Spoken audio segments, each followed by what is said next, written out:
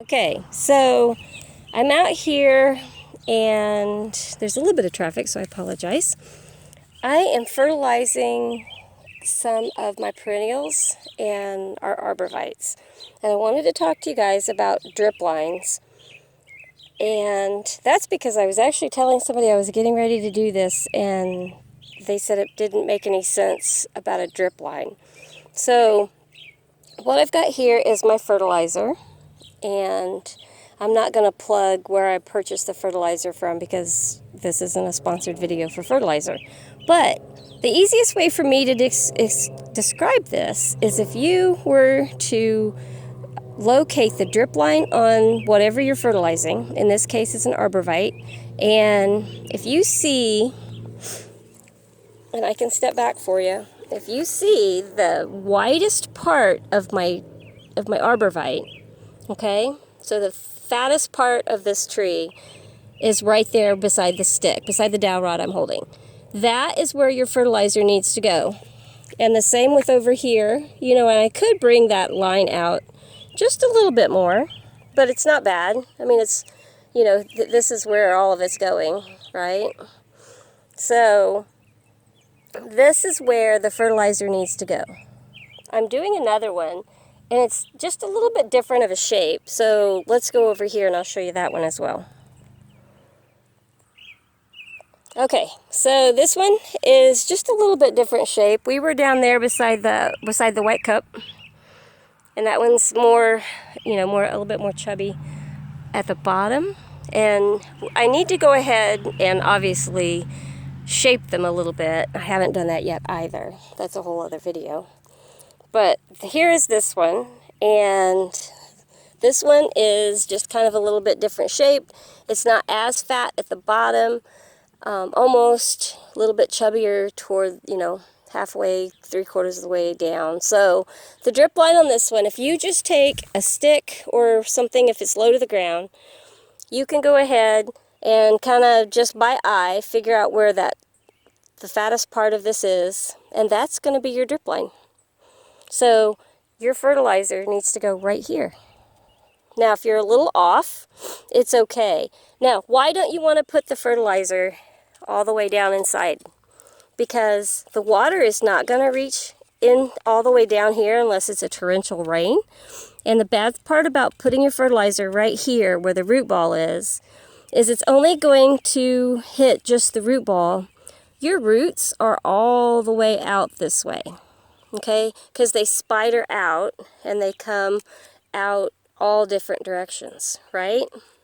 Or at least we hope so, if you've done the planting correctly out of the pot.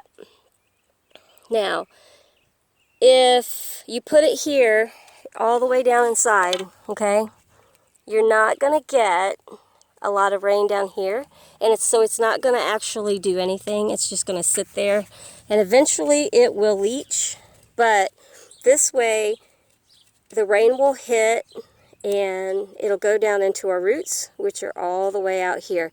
Wherever the drip line is, the fingers or roots, that's where all of your roots are headed, right, is out. So putting it here, it's all going to get back into the plant, because as soon as it gets into the parts of the root out this way, then those roots will suck it all the way up and bring it all the way to the top. So you want to put that at the drip line, which is here. Don't put your fertilizer in here. So I will show you how I do it on this other one. I'll pause you and we'll go back over, and I'll show you on one more larger tree as far as a drip line. So we'll be right back. Okay, I did not have a measuring cup for outside, so I took 2 cups and I stacked them together just to make them a little thicker, and I drew a line. I put water in it, so the first line is a cup, the second line is 2 cups. Depending on the size of the tree, I need 1 to 1.5 cups, so of course I'm just eyeballing it, because I'm mostly just using 1 cup because these aren't very big.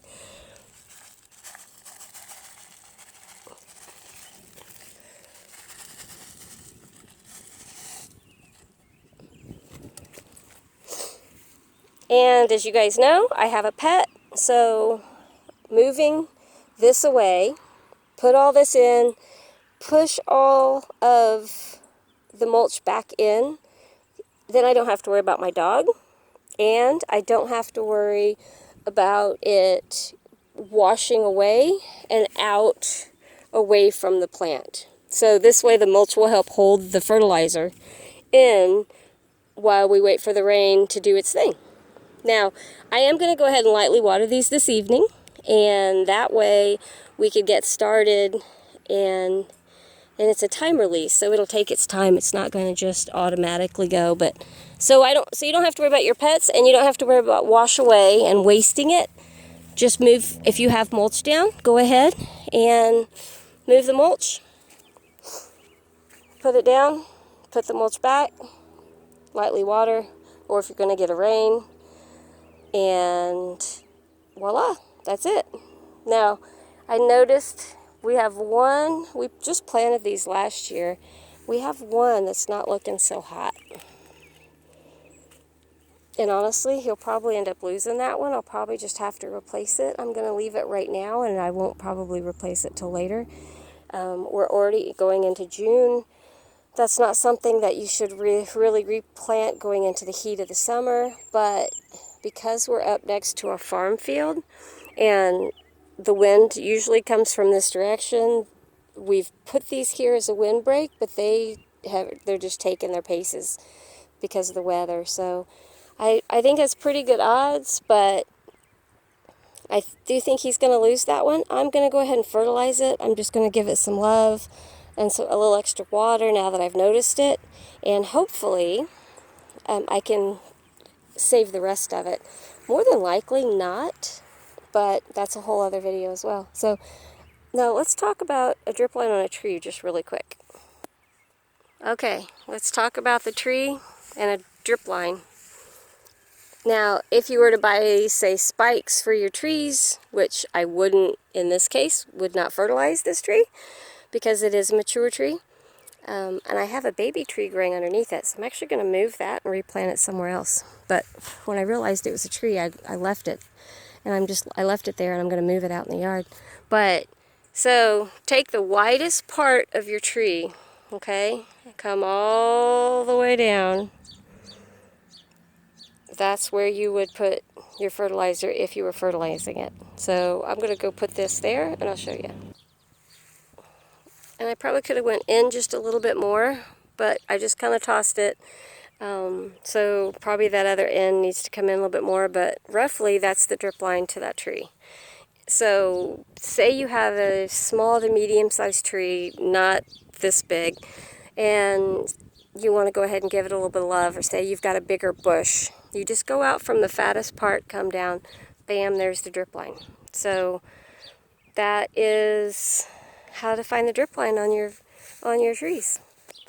Okay, so just a quick thing, what tools would I personally use to do this job? I like to just use this, and I just kind of eyeball it, and then I just go and move the mulch.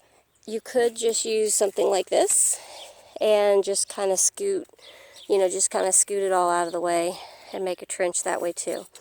You don't have to go all the way down, and if you've got landscape fabric like I do underneath all of these, you don't want to rip that landscape fabric unless if you do, it's okay, but if you rip it, you have to worry about extra weeds. So these are one of the two tools I usually do when I do either my roses or I do these.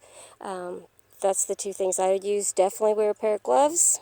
And this is not a job I would allow small children to help with, because if they breathe deeply and get this in, or they rub their eyes, they put their hands in their mouths, any of that, it could be harmful to them.